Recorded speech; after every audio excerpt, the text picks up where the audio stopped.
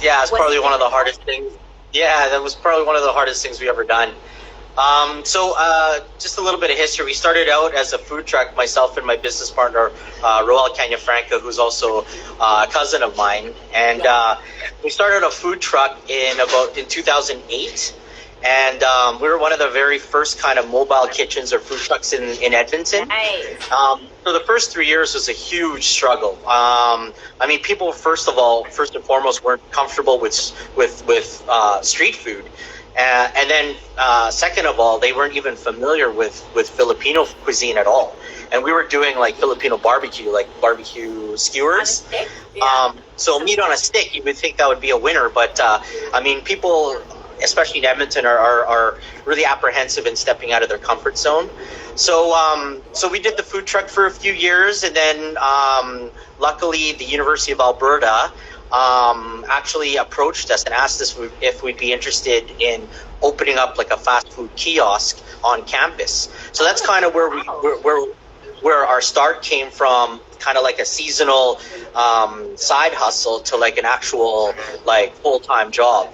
So my partner Roel was in the healthcare industry. I was in IT, and so we both quit our full time jobs and jumped in full time doing the fast food kiosk. And then within a short period of time, within a year, we opened up 3 locations, two at the University of Alberta, and then one at MacEwan University, which is another smaller university in the city.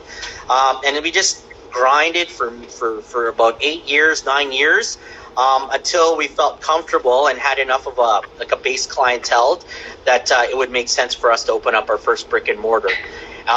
So we opened that in May of 2019, so about a year and a month ago, or a year and a little bit more than a month ago. And I'm telling you, it has been a struggle, especially with what's going on with COVID. Yeah. But we push through. We persevere. Yay. That makes me That's so my mom. happy, you know? I mean, we need more people like you who are really just like, pushing the envelope.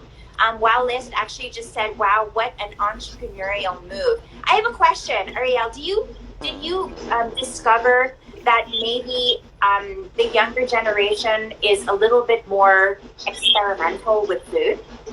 Yeah, 100%. And I mean, since we've been in the university for many years, we've been able to connect with a lot of the younger generation, and develop them as a kind of a loyal clientele. So when we opened up the restaurant, we would see definitely a difference in approach from like our customers who know us from the university, and their willingness to like try different things. And I mean, the thing is, like, we've never claimed to be authentic in any way. Like, all of the recipes and dishes that we do are either our own versions of our family's favorite dishes, or kind of like maybe a fusion or crossover from other Asian cuisines as well. So they're way more willing to try something different.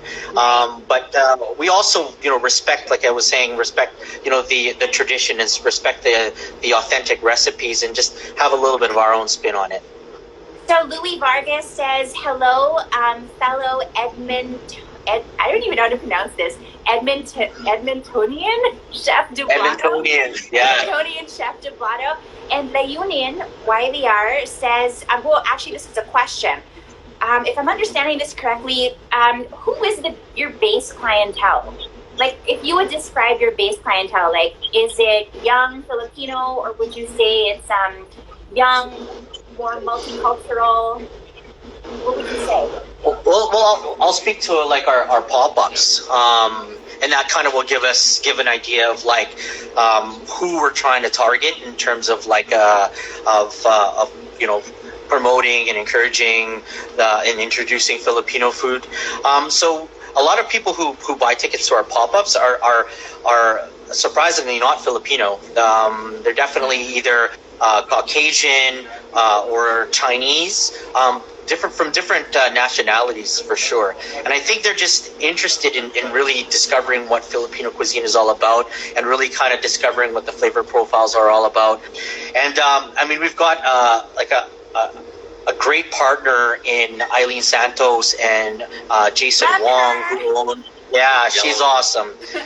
She's our girl. Yeah. And Fonseca of Edmonton. yeah, that's right. Do She's do you guys sell yellowed ice cream at your restaurant? 100% we do. Oh, right. Yeah, for sure we rep them. And One important question: do you deliver to California?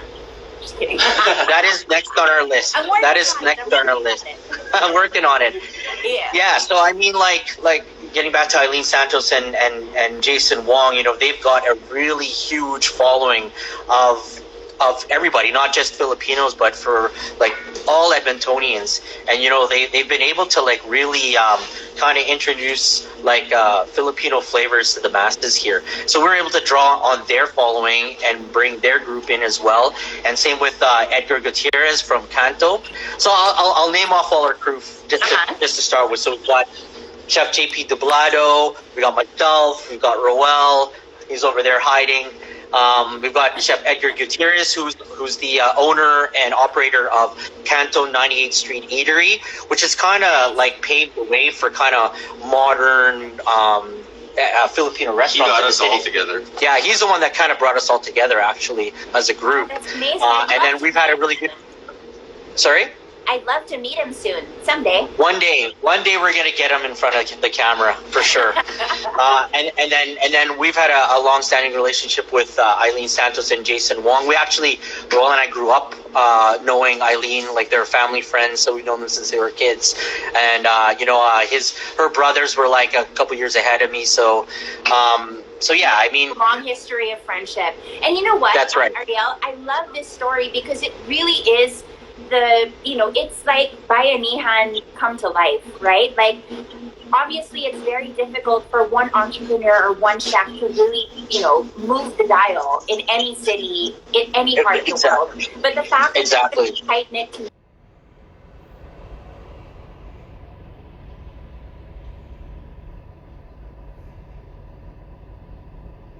until you guys take over our kitchen.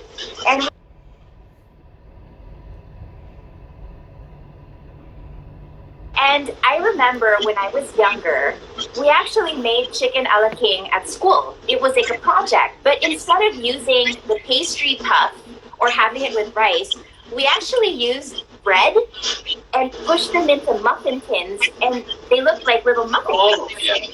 You know what I'm talking about? Yeah, classic way to do this, yeah.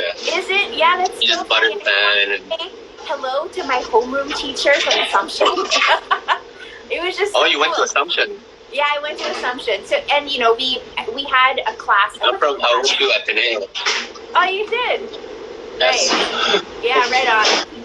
Have a lot of friends from Ateneo and Assumption. But, Nice. again, like just kind of like this whole conversation with you both has just really reminded me so much about the many teachers that we had growing up, from our nannies to our homeroom teachers, our mothers, that really helped build the profile of, what we think is good Filipino food. And honestly, it's always going to be very, I think, personal, and very diverse, but that's totally okay, right?